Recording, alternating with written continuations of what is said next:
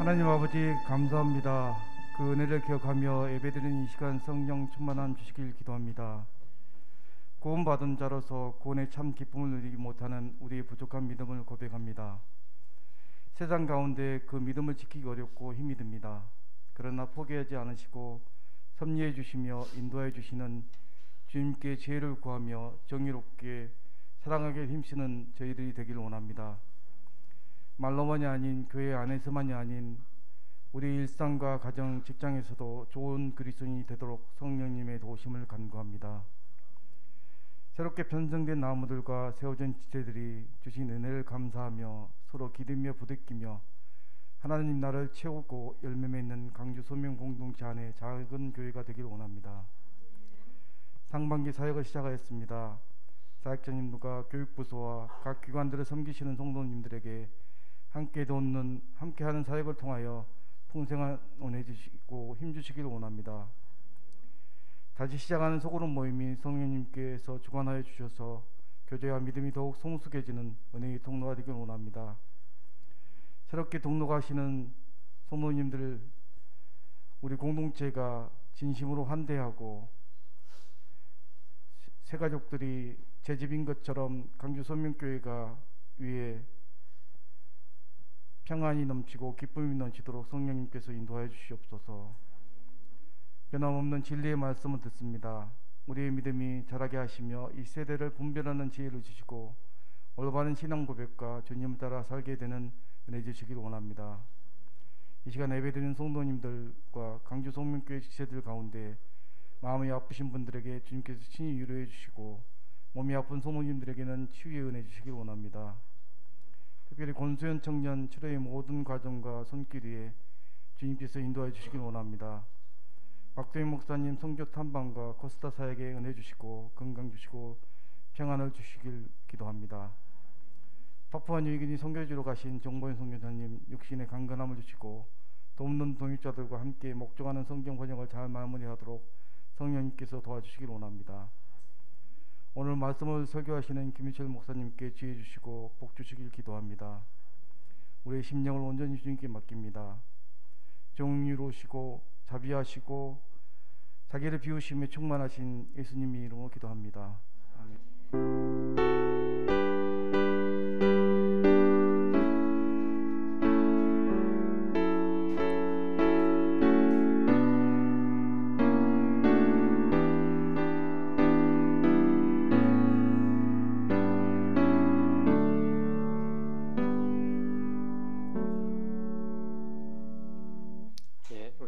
하나님 말씀 보겠습니다. 오늘 말씀은 마태복음 18장 1절에서 6절까지만 함께 보겠습니다. 제가 봉독하고 올리겠습니다. 그때 제자들이 예수께 나와 이르되 천국에서는 누가 크니이까? 예수께서 한 어린아이를 불러 그들 가운데 세우시고 이르시되 진실로 너희에게 이르노니 너희가 돌이켜 어린아이들과 같이 되지 아니하면 결단코 천국에 들어가지 못하리라. 그러므로 누구든지 이 어린아이와 같이 자기를 낮추는 사람이 천국에서 큰 자니라. 또 누구든지 내 이름으로 이런 어린아이 하나를 영접하면 곧 나를 영접함이니 누구든지 나를 믿는 이 작은 자 중 하나를 실족하게 하면 차라리 연자 맷돌이 그 목에 달려서 깊은 바다에 빠뜨려지는 것이 나으니라. 아멘. 오늘 그 본문은 이제 마태복음 18장 전체를 같이 좀 보면 좋겠습니다. 찬양을 더 길게 했으면 좋겠는데 오늘 그런 마음이 드네요. 오늘 찬양이 좋아가지고 수요 예배 찬양 좋죠. 얼마 전에 김도원 교수님께서 방문하셨죠, 교회에. 그 예배 드리고서 이제 우리 아카데미 숨과 쉼에 소속된 목사님들하고 몇몇 또 이제 그 전국에 계신 목사님들 신청을 받아가지고 강의를 좀 해주셨거든요, 곡성에서. 그때 이제 교수님 강의 중에 이 개인주의적 신앙에 대해서 언급하신 내용이 좀 있었습니다. 그 내용이 아직도 좀 기억에 남아가지고, 개인주의적 신앙이란 구원을 개인에게 일어나는 어떤 단회적인 현상으로 편리하게 이해하려는 경향을 의미합니다. 여기서 이제 편리하게 이해하려고 이제 원리화했다는 것이 좀 중요합니다. 구원하면 떠올라야 하는, 우리가 지금 잘 배우고 있는 것처럼 이 총체적이고 유기적인 어떤 관계성의 의미, 그리고 자유와 해방의 어떤 향유, 그리고 인간의 이해를 넘어서는 신비, 그리고 다양한 양상들, 구원의 여러 모습들이 있죠. 여러 모습들, 그리고 이미 이루어졌고 이루어져가는 과정, 이런 요소들을 싹 무시하고 구원은 하나님과 나 한 사람의 개인적인 관계 안에서만 일어나는 이 단번에 일어나는 어떤 현상으로, 그러니까 내가 하나님 잘 믿으면 구원이 확보되는 방식으로 최대한 줄여서 뭔가 이 구원 얻는 과정을, 구원 얻는 방법을 패턴화하고 원리화했다, 이렇게 좀 말씀하셨는데 굉장히 공감이 된 그런 강의 내용이었습니다. 그렇게 규정한 그 원리에만 부합하면은 구원 과정은 일단 종결되고 천국이 확보되는 것처럼, 지금 이 원리에만 부합하면 이 패턴화한 이 구원 후의 방식에만 뭔가 좀 맞는 듯 여겨지면 스스로가, 그러면 이 구원 과정이 일단 거기서는 종결이 되고 나는 천국 가는 티켓은 이제 따놓은 그런 것으로 오해했다, 이런 것입니다. 이에 의하면요, 나 한 개인의 구원에 이 공동체는 그렇게 중요하지 않습니다. 나와 하나님과의 관계 안에서 내가 구원을 확보했기 때문에 공동체는 그렇게 중요한 요소가 아닙니다. 공동체 안에서 내가 받는 유익보다 어려움이 더 많으면 다른 사람이야 어떻게 되든 굳이 공동체를 감수할 필요가 없는 것입니다.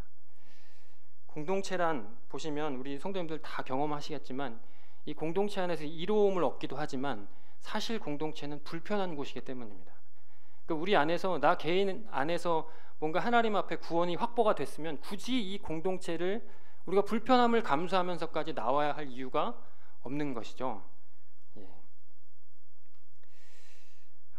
그러나 성도님들 어떻습니까?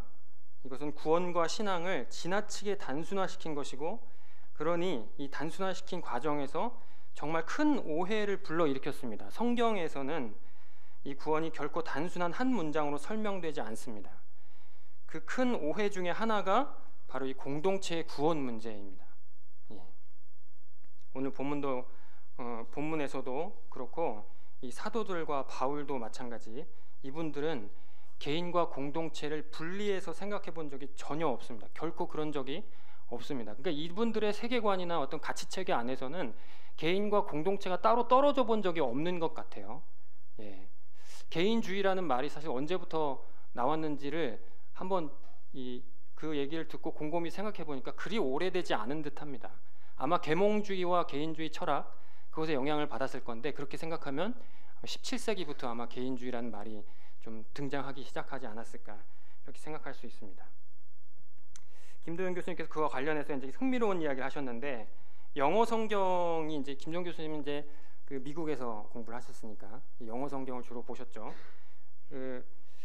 이 영어 성경에는 이제 you라는 그 인칭 대명사가 복수와 단수 구분이 없죠. 그냥 다 너도 you고 너희도 you잖아요.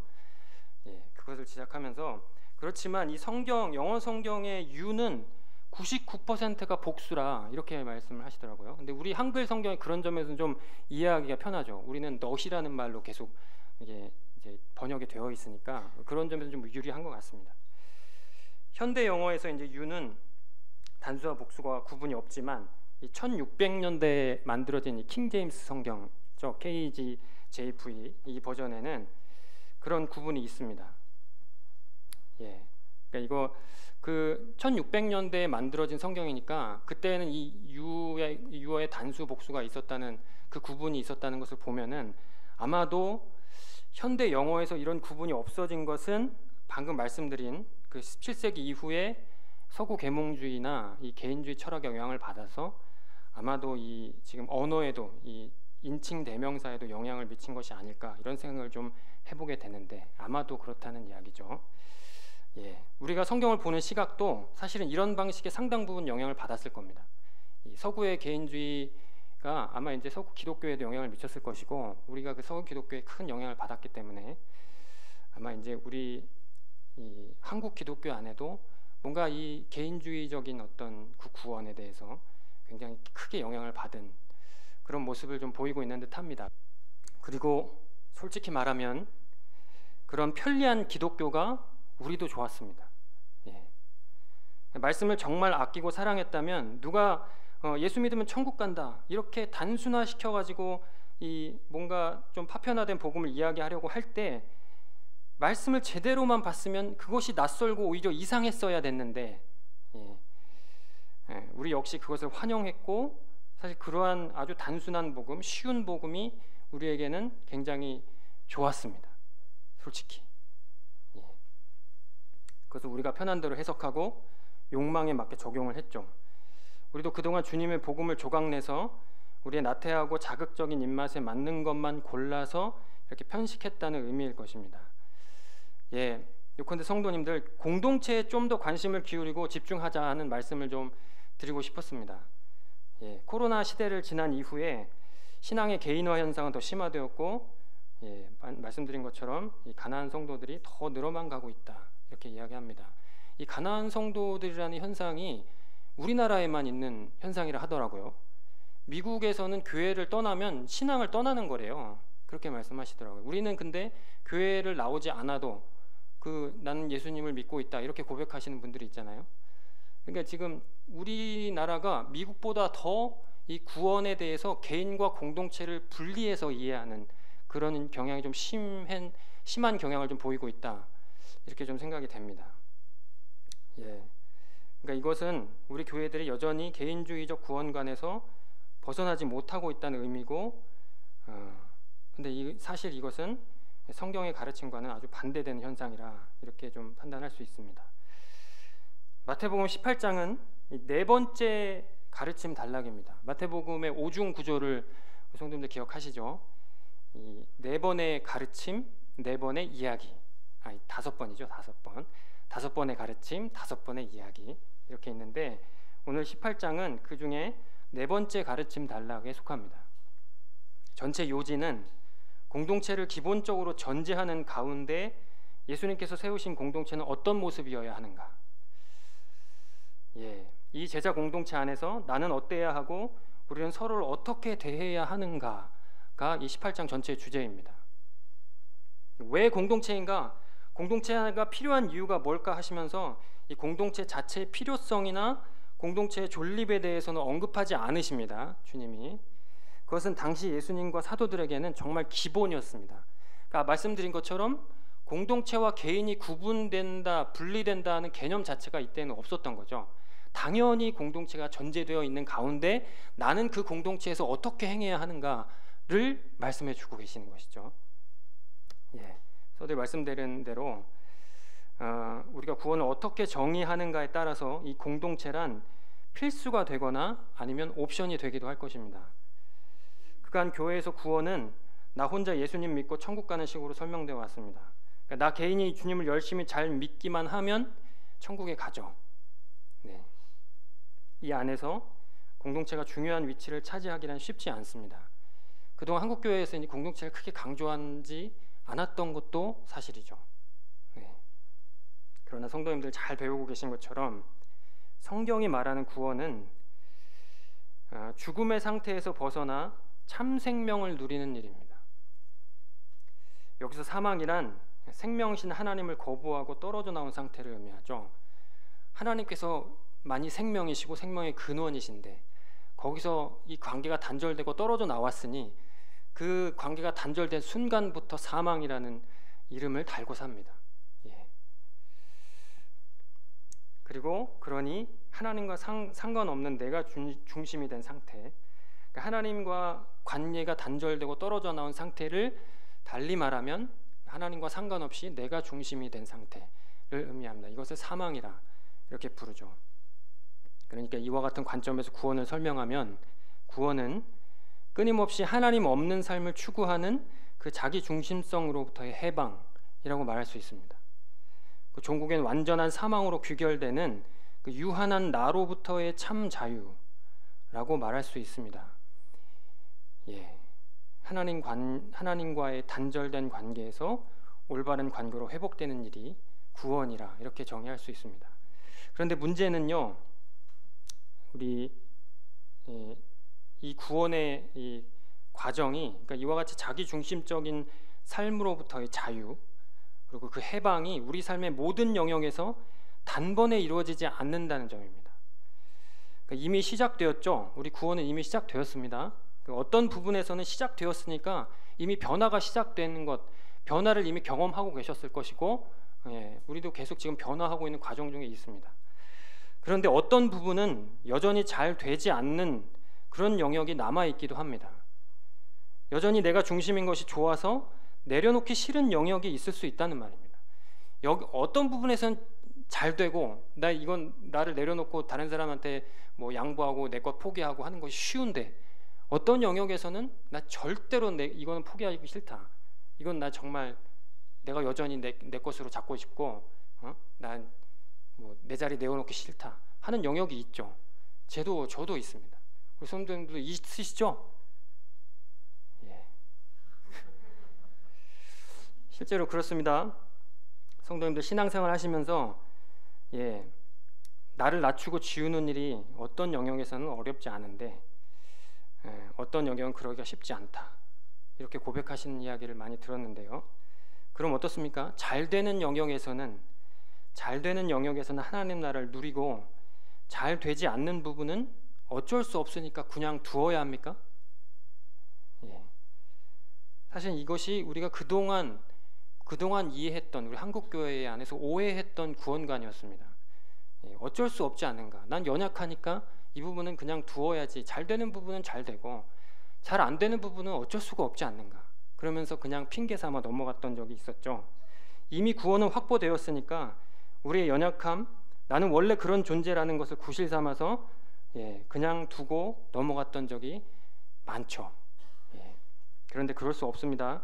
생명이란 혹 눈에 안 보일 정도로 더딜지라도 생명인 한 분명히 자라납니다.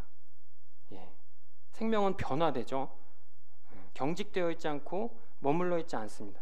우리 안에 임한 하나님 나라가 생명이라면 그 생명의 씨앗이 완성되어서 결실하는데, 우리 안에 예외인 영역은 결코 없는 것이죠. 어떤 영역은 잘 되니까 이거는 생명을 누리고 있네, 어떤 영역은 잘 안 되니까 이쪽에서는 아직 이 생명이 미치지 못하는가, 이렇게 할 수 없다는 거죠. 생명이 우리 안에 임한 한, 우리 안에 그 생명이 이 씨앗을 트이고 줄기를 맺고 열매를 맺는 데 있어서 우리 예외인 영역은 없다는 것입니다. 다시 말해서 구원은 우리의 전 영역에 걸쳐서 이루어져야 합니다. 그러니까 우리 안에 어떤 영역이든 하나님 없는 내가 여전히 중심인 그런 자리가 있어서는 안 된다는 것이죠. 여기서 하나라도 빠져서는 안 됩니다. 우리 삶의 모든 부분에서 내가 여전히 주인으로 차지하고 있는 영역이 단 하나의 예외 없이 사라지는 것이 경험되어야 합니다. 모든 영역에서 기꺼이 자유를 하나님께 내어놓는 일이 구원이고, 나를 허무는 일이 구원입니다. 자유한 인격에게 물론 이것은 과정이 필요한 일이고, 그래서 구원은 이루어가야 하는 여정이라 이렇게 볼 수 있는데, 이것이 때로는 우리에게 핑계가 되고 변명거리가 되는 그런 것을 좀 많이 경험을 스스로도 한 적이 있습니다. 성도님들, 오늘 본문 보십시오. 공동체에서 제자들이 기본적으로 가져야 하는 태도는 어린아이와 같은 태도입니다. 복음서의 어린아이라 했을 때는 우선은 항상 그 지위를 생각해야 합니다. 그 당시에 어린아이가 가졌던 지위. 그러니까 어린아이 하면 낮고 하찮은 존재를 떠올려셔야 합니다. 복음서에서 어린아이를 대할 때는요. 그러니까 이제 어린아이와 같아져야 한다, 이 말은 우리가 공동체 안에서 낮고 하찮은 존재로 우리가 살아야 한다, 낮아져야 한다, 작아져야 한다, 이런 말입니다. 낮추고 또 낮춰야 한다, 그런 말이라고 할 수 있습니다. 누가 그 완벽한 본입니까? 더 이상 낮아질 수 없을 때까지 낮아지신 분이 우리 예수님이시죠. 낮아짐은 다시 말하면 나를 허무는 일입니다. 내가 주인이었을 때 나를 주장하고 나를 추구하는 일을 교만이라, 나를 높이는 일이라고 부릅니다. 결국 나를 낮추되 더 이상 낮아질 수 없는 지경에 이를 때까지, 더 이상 낮아질 수 없는 자리까지 우리가 낮아지는 것을 추구하고, 그것이 우리 제자의 기본적인 삶의 태도요, 삶의 방식이라 이렇게 지금 가르치고 계십니다. 이것이 어린아이와 같이 되어야 한다는 말의 뜻입니다. 이처럼 어린아이와 같이 낮아져야 한다고 하셨을 때 주님은 예외를 언급하지 않으셨습니다. 제외되는 영역은 없습니다. 여기서 그러니까 모든 부분에서 우리는 낮아져야 한다, 이렇게 지금 가르치고 계시죠. 아직 잘 되지 않는 부분이 있다면 그건 역시 결국엔 되어야 합니다. 그것을 믿음의 성장이라 부르고 인내의 지경이 넓어졌다 말하는 것입니다. 이것을 구원을 이룬다고 표현을 하고 구원을 이루어 가고 있다는 그런 말로도 우리 복음서에서 성경에서 계속 가르치고 있습니다. 복음을 누리는 삶이라고도 이야기합니다. 우리는 우리 존재의 구석구석까지 장성한 분량으로 자라기를 추구하고 소원합니다. 주께서 이 일을 할 수 있도록 넘치는 은혜와 힘을 주실 것입니다. 성도들, 그런데 이렇게 스스로가 낮아지고 또 하나님 앞에 내가 어떤 모습인지 계속 발견되는 일이 주로 어디에서 일어납니까? 모든 부분에서 나를 비워내고 내 자리를 내어주는 일은 주로 공동체에서 일어납니다.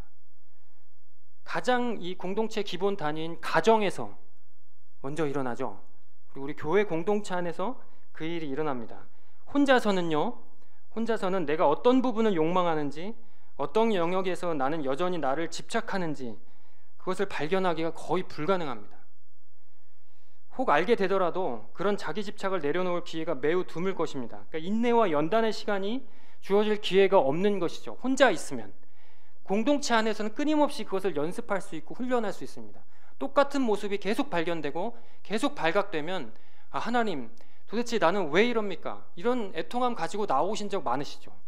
그래서 하나님 앞에 울며 기도하면서 이것을 좀 변화시켜 달라고 기도해 보신 일 많으실 거라 믿습니다. 싱글로 자유롭게 지내다가 결혼하고 나니 아주 사소한 것에서조차 내 자리를 확보하려고 정말 무던히도 애를 썼던 기억이 있습니다. 지금도 그렇습니다. 수많은 전략을 세워서 내 것을 어떻게 한번 확보해 보려고 애를 썼습니다. 그러다가 어느새 문득 내가 이 정도도 양보하고 내어주지 못하는 인간이었구나 하면서 스스로 얼마나 이기적인 인간인지를 인정하게 되는 일들이 매일 반복되죠. 같이 지내보니까 나와는 다른 사람과 같이 지내보니까 저는 정말 이기적인 사람이었습니다. 교회 공동체 안에서도 마찬가지입니다. 서로 부딪히면서 서로를 받아들이는 과정 중에 내 욕망이 발견되곤 합니다. 여전히 내가 중심인 영역이 발각되는 것이죠. 서로를 받아들인다는 것, 그러니까 서로를 영접한다는 것은 내 자리를 내어준다는 의미죠. 공동체 안에서는. 이때 내 자리를 내어놓기란 정말 쉽지 않습니다. 아주 작은 영역일지라도 그것이 내 권리이고 내 권한이라고 생각하면 그거 내려놓기가 정말 쉽지 않습니다. 어떤 영역에서는 그것을 기쁨으로 행하다가도 또 어떤 부분에서는 죽어도 그렇게 하기 싫을 때가 있습니다. 그러다가 아까 말씀드린 것처럼 정말 이거는 나 포기하고 싶지 않다 하다가도 집에 이제 공동체 예배가 끝나고 어떤 모임이 끝나고 집에 돌아가면 내가 왜 그랬을까? 아직도 나는 그 부분에서 연약하구나. 그래서 마음이 불편하고 참 어렵기도 하죠. 그런 경험들이 우선들 다 있으실 거라고 믿습니다. 이때 우리는 어떻게 해야 합니까? 불편하니 외면하고 피해야 합니까? 이제 그 가나안 성도들, 특히 이제 젊은 우리 청년들 중에 그런 분들이 많고, 제가 교제하는 사람들 중에도 젊은, 특히 이제 나이 어린 친구들이 그런 일들이 많은데 코로나 시대를 지나면서 그 현상이 더 심화되었죠. 같이 있으면 자꾸 뭔가 부딪히고 자꾸 감정이 상하고, 그러니까 같이 있기 싫다는 거죠. 그래서 공동체를 떠나도 어쨌든 나 혼자 예수님 믿고 예배 드리고 말씀 보고 영상 얼마나 많습니까? 영상 보면서 그러니까 내 신앙 잘 유지할 수 있다. 공동체 떠난다고 해서 내 신앙이 뭐 내가 그리스도인이 아닌 건 아니다. 얼마든지 나는 그리스도인으로서 살 수 있다. 근데 굳이 구태여 왜 그렇게 불편한 공동체에 가서 그렇게 몸 부대끼면서 이제 생활해야 하는가? 이런 솔직한 심정을 토로한 적이, 그런 말들을 많이 들었는데, 그러니까 어떻습니까? 그런 불편함들이 생기죠. 그랬을 때 그 불편함을 외면하고 지금 우리 가난한 성도들처럼 그것을 피해야 하는 것이 능사인가, 이렇게 생각해 볼 필요가 있습니다. 우리가 우리의 연약한 모습들이 발각되었을 때 그것을 외면하고 그것을 피해야 합니까? 이 질문은 21절 베드로의 질문 있죠. 21절, 주여 형제가 내게 죄를 범하면 몇 번이나 용서하여 주리이까? 7번까지 하오리이까? 사실 이 질문과 다르지 않습니다. 불편하고 어려우면 외면하고 피해야 합니까? 이 질문이 사실 이 같은 질문을 다르게 표현한 거죠. 주님, 내가 죄를 범하면, 형제가 내게 죄를 범하면 몇 번이나 용서하여 주리이까? 7번까지 하오리이까? 예. 이와 같은 신앙의 도전은 기본적으로 관계 안에서, 이 공동체 안에서 일어나게 됩니다. 우리가 어떤 형제가 나에게 죄를 범했을 때 그것을 용서하는 일은 나를 허물고 내 자리를 내어주는 일과 같습니다. 근데 그것이 불편하고 힘들다고 해서 그 자리를 피해버리면, 사실 이 지금 7번까지 하오리까, 주님께서는 그 더 훨씬 상상을 초월하는 말씀을 하시는데, 그런 이 우리 안에서 나를 내려놓고 그 형제를 받아들이고 환대하고 영접하고 용서하는 이 기회가 사실 상실되는 것이죠. 18장에서 주님 가르치시는 것이 이것입니다. 어린아이와 같이 되어야 한다고 가르치시고, 당신도 그렇게 하셨다고, 70번씩 7번이라도 용서하라고 그렇게 가르치십니다. 죄를 다스리되 사람을 잃지 않도록 신중하게 해야 한다고 가르치십니다. 용서하려는 마음이 전혀 없었던 내가 7번뿐 아니라 그 이상도 용서하고자 애쓰는 사람이 이 공동체 안에서 되어야 한다. 그렇게 지금 가르치고 계십니다. 이것이 참 변화이고 복음을 온전히 누리는 사람의 모습입니다. 구원의 여정에 올바르게 참여하는 사람들의 모습이 이런 모습인 것이죠. 네. 그리고 이것이 공동체 아주 작은 자 하나 잃지 않는 방식입니다. 어떻습니까? 나 한 사람의 구원과 공동체의 구원이 정말 긴밀히 연결되고 있다는 것을 우리 18장 이 예수님의 가르침 안에서 발견할 수 있습니다. 나의 개인과 공동체의 구원, 공동체 안에서의 나의 모습, 이것들이 우리의 구원과 아주 긴밀하게 연결되어 있습니다. 보십시오. 그때 제자들이 예수님께 나와 묻습니다. 하나님 나라에서는 누가 가장 큽니까? 이 질문은 앞선 17장 마지막 단락에서 보여준 그 예수님과 제자들의 대화가 그대로 이어지고 있는 가운데 던져진 것입니다. 그때라는 단어가 이를 가르쳐주죠. 17장 24절에서 27절은 성전세에 대한 가르침입니다. 베드로가 성전세에 관해서 묻습니다. 너희는 왜 세금 내지 않느냐? 이렇게 이제 바리새인들이 이렇게 지적을 하니까 베드로가 예수님께 와서 우리 그러면 성전세 어떻게 해야 합니까? 누가 이렇게 지적을 하는데, 그랬더니 예수님께서 이렇게 말씀하셨죠. 17장 26절, 예수께 이르시되 그렇다면 아들들은 세를 면하리라, 이런 말씀을 하셨어요. 그러니까 성전세는 하나님께 내는 세금인데 지금 예수님께서 아들들은 그 세금에서 자유롭다고 말씀하고 계신 것이죠. 그러니까 이 이야기를 들은 제자들은 자신들이 하나님 나라의 백성, 하나님의 아들들이라는 이 사실을 이 예수님의 말씀을 통해서 듣게 된 겁니다.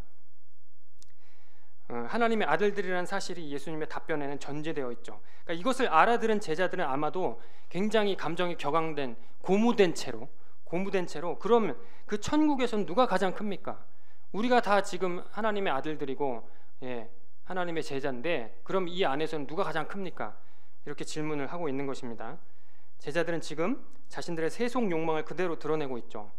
세상 나라에서 적용되는 특권과 지위를 하나님 나라에도 그대로 적용하고 있는 것입니다. 이에 예수님께서는 당신이 세우실 공동체가 어떤 모습이어야 하는가, 하나님 나라 공동체, 제자 공동체가 어떤 모습이어야 하는가를 본격적으로 가르치기 시작하십니다. 그것이 18장의 내용입니다. 한 어린아이를 불러 그들 가운데 세우시고 너희가 돌이켜 어린아이들과 같이 되지 아니하면 결탄코 천국에 들어가지 못하리라. 이렇게 말씀하셨습니다. 예수님은 한 어린아이를 불러서 제자들 가운데 세우시고는 이 어린아이와 같이 자기를 낮추는 사람이 천국에서 가장 큰 사람이라 이렇게 가르치십니다. 지금 제자들의 관심은 어디 있습니까? 온통 세상적으로 높은 자리에만 가 있는데 예수님은 아니라 낮아져야 한다 이렇게 말씀하고 계시죠. 당신의 교회에서는 낮은 자가 가장 큰 사람이라는 것입니다. 이 땅에서 가장 낮은 자리로 내려가신 분이 우리 주님이셨습니다. 그리고 그분이 하나님 나라에서 가장 크신 분이십니다. 네. 이와 같이 하라는 것입니다. 그런 예수님을 따르는 제자들은 모두 작은 자이고 낮은 자리를 추구하는 사람들입니다. 예. 하나님의 백성, 예수님의 제자는 기본적으로 그 정체가 작은 자입니다. 작은 자. 5절에서 예수님은 또 누구든지 내 이름으로 이런 어린 아이 하나를 영접하면 곧 나를 영접함이니 라고 말씀하시면서 나 스스로가 낮아지는 것에 관심을 두는 것과 함께 어린아이와 같이 작은 자를 받아들이는 일 역시 결코 소홀히 해서는 안 된다고 말씀하고 계십니다. 예. 너희는 너희 스스로 어린아이와 같이 더 낮아져야 한다. 그리고 또한 작고 낮은 자를 받아들여라 이렇게 말씀하시죠. 이것은 공동체 안에서만 일어날 수 있는 일입니다. 제자 공동체 안에서 일어나는 일입니다. 그리고 이 두 문장은 너희 스스로 어린아이와 같이 더 낮아져야 한다. 그리고 어린아이를 영접해야 한다. 이 두 문장은 사실 같은 말입니다. 네. 어린아이와 같이 작고 낮은 자를 영접하는 일은 그 사람에게 내 자리를 내어주는 일입니다. 그 자리를 정말 나보다 작고 낮은 자에게 내 자리를 내어주는 것은 그 사람보다 더 낮아져야만 가능한 일이죠. 사실은 너희는 계속 낮아지는 일을 행하고 추구해라 이렇게 지금 가르치고 있는 말씀이시고요. 주님은 이것이 이 작은 자 중 하나라도 잃지 않는 방식이라, 공동체 안에서 어떤 사람이든 그 사람 절대로 잃지 않는 방식이 이런 방식이라고 지금 가르치고 계십니다. 예. 너희는 다 같이 구원이 돼야 돼. 공동체 안에 구원이 지금 이루어져야 하는데 그 구원의 방식은 너희 한 사람 한 사람이 더 낮아지는 것이다. 나와 같이 낮아지는 것이다 라고 지금 가르쳐주고 계십니다. 예, 우리는 이 작고 낮은 자 영접하는 일을 더구나 누구의 이름으로 합니까? 예수님의 이름으로 그 일을 행합니다. 예수님의 이름으로는 예수님 이름을 위하여 혹은 예수님 이름 때문에 라고도 그렇게 볼 수 있는 단어입니다. 이 이름이라는 의미를 잘 생각해 보십시오. 이름은 그 사람의 명예와 권리를 나타냅니다. 이처럼 예수님의 이름으로 행한다는 것은 제자의 자랑이고 특권인 것입니다. 예. 주님의 제자에게 예수님 이름보다 더 분명한 동기는 없습니다. 주님의 제자가 가장 사랑하고 가장 높임을 받으시고 가장 찬양하는 분이 예수님이죠. 그 이름으로 우리는 이 일을 행합니다. 우리가 작은 자를 영접하고 섬기는 것은 예수님의 명예이고 또 예수님의 자랑인 것입니다. 네. 그러니 우리는 우리의 이름으로 행하는 것보다 더 큰 열망을 가지고 우리가 더 낮은 곳으로 향하고 더 낮은 자가 되기를 추구합니다. 그리고 우리보다 작고 낮다 여겨지는 사람들을 무시하지 않고 소홀히 여기지 않고 환대하고 받아주고 영접합니다. 끊임없이 그 일을 행합니다. 이것이 제자의 명예이고 소원이고 특권인 것입니다. 그리고 이 명령은 우리를 매우 긴장시키는 경고의 말씀으로도 이어집니다. 누구든지 나를 믿는 이 작은 자 중 하나를 실족하게 하면 차라리 연자 맷돌이 그 목에 달려서 깊은 바다에 빠뜨려지는 것이 더 나으니라 이렇게 말씀하시죠. 지금 이것이 6절인데 이것이 9절까지 이어지거든요. 이 9절까지 실족하다로 번역된 단어가 6번이나 등장합니다. 스칸달리조라는 동사인데 보통 걸려 넘어지게 하는, 죄에 빠뜨리는 이런 의미를 갖고 있습니다. 걸려 넘어져서 결국은 믿음을 잃어버리게 되는 상황을 나타내는 것으로 이해하면 되겠습니다. 나를 믿는 이 작은 자는 제자들입니다. 나를 믿는 사람들이죠. 예수님을 믿는 사람들이니 이 작은 자는 예수님의 제자들입니다. 제자들은 작은 자이면서 동시에 작은 자를 영접하는 사람들이라는 사실을 꼭 기억하십시오. 이들이 넘어지는 일과 작은 자를 영접하지 않는 것. 또 10절에 보시면 작은 자를 업신여기는 일, 이 모든 일이 사실은 밀접하게 관련되어 있다는 것을 알 수 있습니다. 네. 어떤 선생님은 이 일을 구체적으로 이렇게 말씀하셨습니다. 제자들을 넘어지게 하는 것은 무시하는 태도, 목회적 관심과 돌봄의 부족 같은 그런 소극적인 형태로도 나타날 수 있고, 또 비방, 유혹, 용서의 거절 같은 적극적인 형태로도 나타날 수 있다. 예, 이 말을 잘 기억하셨으면 좋겠습니다. 우리 공동체 안에서 우리 서로를 어떻게 대해야 하는지 지금 그것을 계속 보고 있죠. 잃은 양 비유가 또 등장합니다. 잃은 양 비유, 잘 아시는 비유인데 보십시오. 이 18장 안에 주님께서 당신의 공동체 안에 있는, 우리 공동체 안에 있는, 예수님의 공동체 안에 있는 어떤 한 사람도 결코 잃지 않기를 원한다는 그 예수님의 마음을 굉장히 다양한 방식으로 경고도 하시고, 너희가 어린아이와 같이 낮아져야 한다고도 말씀하시고, 잃은 양 비유도 말씀하시고, 뒤에 7위의 문제도 말씀하시고, 굉장히 다양한 방식으로 너희 한 사람이라도 잃어버리는 것이 내 뜻이 아니라, 이것을 강조하고 계십니다. 18장은 공동체의 가르침이라는 사실을 기억하시면서 주님의 공동체가 어떤 곳인가를 가르치시고 계신데, 거의 대부분이 한 사람, 한 개인, 한 작은 자에 대한 강조입니다. 어느 한 사람도 잃지 않는 곳이 주님의 공동체입니다. 어느 한 사람도 업신여김을 당하지 않는 곳이 주님의 공동체라고 말씀하고 계십니다. 1인 양 비유는 누가복음에도 등장하거든요. 누가복음에 등장하는 이 잃은 양에 대한 이 문맥이 이 마태복음과는 살짝 차이가 있습니다. 누가복음에서는 이 비유가 죄인들도 하나님의 초청의 대상이라는 점을 가르치기 위해서 사용되었습니다. 그러니까 누가복음은 밖에 있는 이 교회 공동체 밖에 있는 사람들도 다 초청의 대상이다. 어느 한 사람도 잃어버리지 않는 것이 주님의 마음이다. 이런 문맥에서 사용되었고요. 이 마태복음 오늘 본문에서는 믿는 작은 자가 걸려 넘어져서 결국 교회 안에서 바깥으로 떨어져 나가지 않도록 하라는 그런 가르침의 문맥 안에 사용되고 있습니다. 이 공동체 안에서 누구 하나 걸려 넘어져서 떨어져 나가는 것은 결코 하나님의 뜻이 아니다 라는 것을 지금 가르치고 계십니다. 예. 떨어져 나가지 않도록 공동체적 관심을 가지라는 것이죠. 예. 한 사람이 떨어져 나가지 않도록 보호하시는 방법은 어떻습니까? 교회 공동체를 통해서입니다. 우리 공동체가 그 한 사람에게 집중하는 것입니다. 교회는 이처럼 하나님의 관심을 실천으로 옮겨야 할 그런 책임이 있습니다.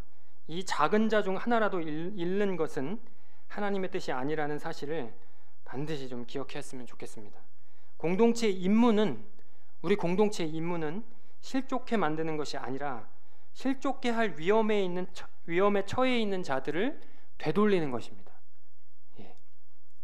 그리고 어떻습니다? 이것은 우리의 임무기도 하지만 우리의 어떤 안식과 평안의 어떤 근거이기도 합니다.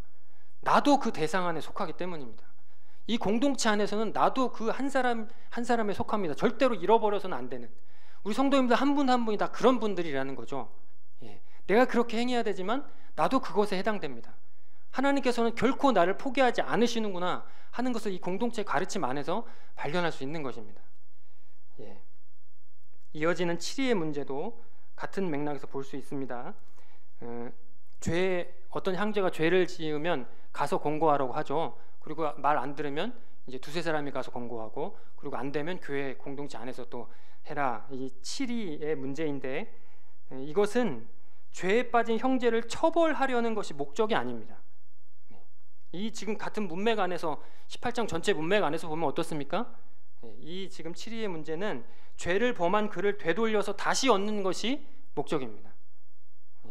공동체 안에서 누가 죄를 범했다면 그 사람을 얻기 위한 목적으로 가서 타일러 권고해야 합니다.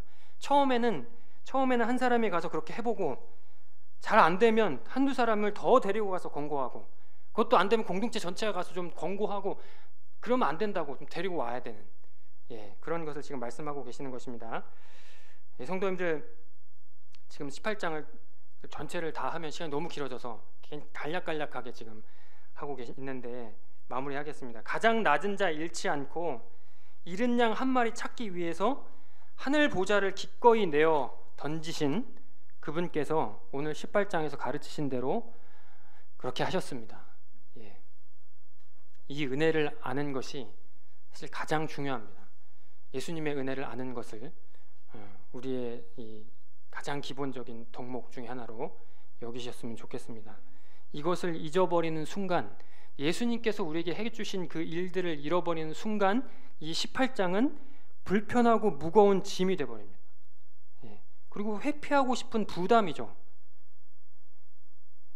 그냥 무시하고 없다 생각하면 얼마나 편합니까? 나가서 그냥 나 혼자 신앙생활하는 것이 사실 가장 편하죠. 그렇지만 이 공동체 안에서 한 사람이라도 너희가 잃어버려서는 안 된다. 이 가르침은 그런 분들에게 굉장히 큰 어떤 부담이기 때문에 그렇게 지금 하고 있는 것일 텐데, 사실은 예수님께서 우리에게 행해 주신 그 은혜, 그것을 잘 기억하면 18장의 이 지금 명령들, 가르침들은 그렇게 무겁지는 않을 것이라고 믿습니다.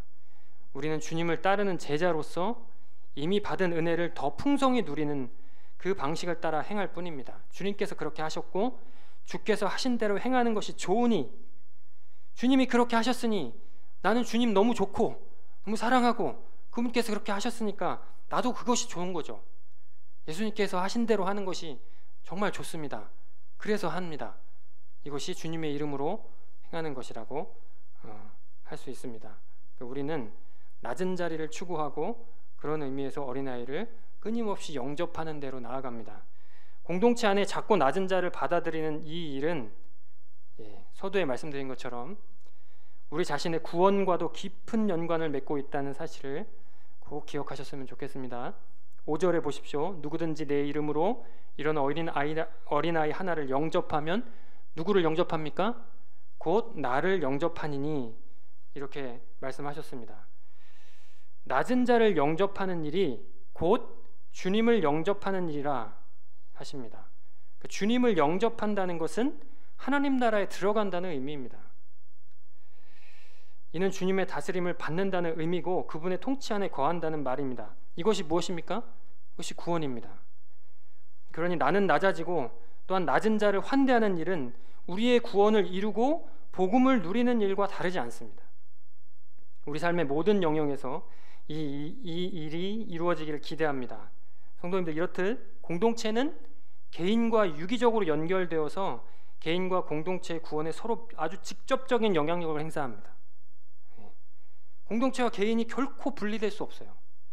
개인의 구원은 공동체의 구원입니다. 우리는 공동체 안에서 우리의 구원을 이루어가고 우리의 복음을 향유합니다.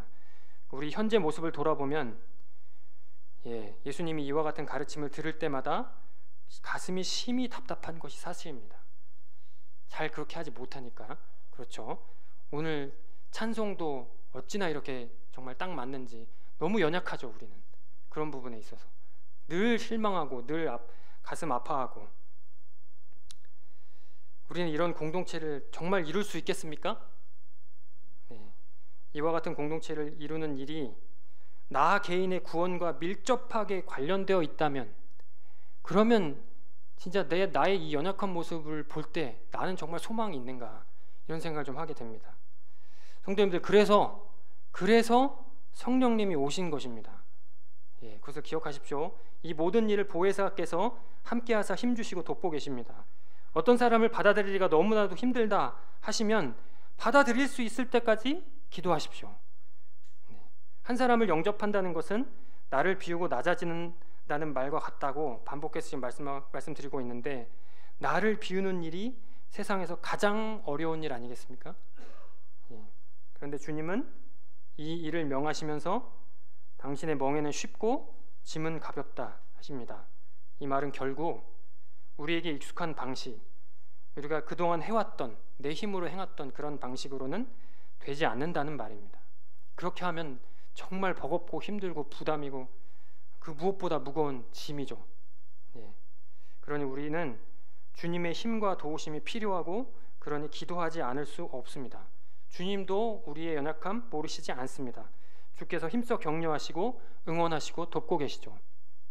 아들이 떡을 달라 하는데 누가 돌을 주며 생선을 달라 하는데 뱀을 줄 사람이 있느냐? 너희가 악한 자라도 좋은 것으로 자식에게 줄 줄 알거든 하물며 하늘에 계신 너희 아버지께서 구하는 자에게 좋은 것을 주시지 않겠느냐 하셨습니다. 이 말씀을 기억하시면서 우리가 낙심치 않고 애써 기도하며 한 사람을 영접하고 마침내 사랑하고 이런 과정에서 우리 공동체 안에 있는 다른 지체들이 우리를 통해서 그 은혜를 경험할 겁니다. 우리가 변화되는 과정을 통해서 다른 지체들, 우리 새로운 가족도 우리 공동체 안에서 그 사랑을 경험할 겁니다. 그렇게 은혜를 경험한 지체는 그 안에 역사하신 하나님의 사랑을 발견하고 또 다른 이를 사랑할 토대를 만들어 갈 겁니다.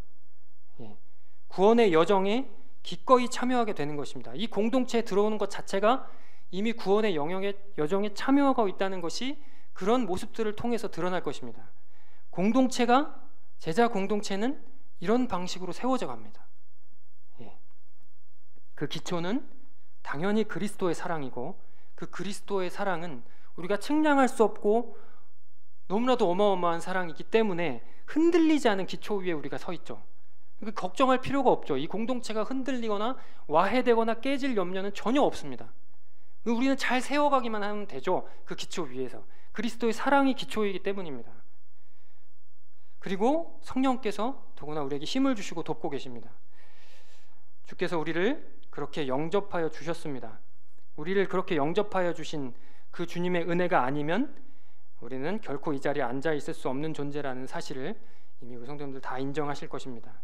성도님들, 이렇듯 주님의 은혜를 기억하시면서 그분께서 세우신 이 아름다운 공동체를 사랑하시되 한 사람도 잃지 않으려 애쓰는 그런 우리의 모습을 꿈꾸시고, 잘 안 된다 그럴 때는 더 기도의 자리로 나아가시고 그 자리에서 멈추지 마시고, 공동체 안에 이미 들어와 있다는 건 주님께서 그 길로 지금 이미 인도하셨다는 의미입니다. 돌아갈 데도 없고 돌아갈 수도 없습니다. 이미 그 길 위에 우리는 있습니다. 그러니까 계속 나아가셔야죠. 끊임없이 그런 자리를 추구하셨으면 좋겠습니다. 그것이 우리 구원일 것입니다. 함께 기도하겠습니다. 사랑의 하나님, 감사합니다. 우리를 정말 하나님 아름다운 공동체로 불러주시고 이 공동체 안에서 또한 우리를 더 아름답게 빚어가시는 그 일을 행하여 주심에 감사드립니다. 하나님, 우리가 더 낮은 자리로 나아가게 하시고 또 우리 한 사람 한 사람 옆에 있는 지체 어떤 마음을 갖고 있든지 그 사람을 사랑하기 위해서 애쓸 수 있게 하여 주십시오. 우리에게 능력이 부족하고 너무나도 연약한데 주님 필요한 힘을 주시고, 우리의 힘으로 되지 않는 것을 지금 고백하오니 성령께서 늘 함께 하셔서 주님이 주시는 힘으로 우리 공동체를 정말 아름다운 주님의 공동체로 잘 세워나갈 수 있도록 주께서 역사하여 주십시오. 우리 공동체 기도 제목들 하나님께서 기억하여 주시고, 우리 수연 청년, 또 박 목사님, 정 선교사님, 그 열방에 고통당하고 있는 나라들을 위해서 함께 기도했는데, 하나님, 우리가 그 같은 마음으로 또 주님 그분들과 또 그 고통받고 있는 사람들과 같은 마음으로 또 우리 주님께 호소하고 기도하는 우리가 되어주게 하시되, 하나님 치유의 역사가 일어나게 하시고 또 하나님 나라가 온전히 말씀이 선포되는 곳마다 임하고 또 하나님 그 하나님 나라를 기쁨으로 받는 일이 그 안에서 일어날 수 있도록 주께서 역사하여 주십시오. 함께 하실 주님을 기대합니다. 이 모든 말씀 존귀하신 예수님의 이름으로 기도합니다. 아멘.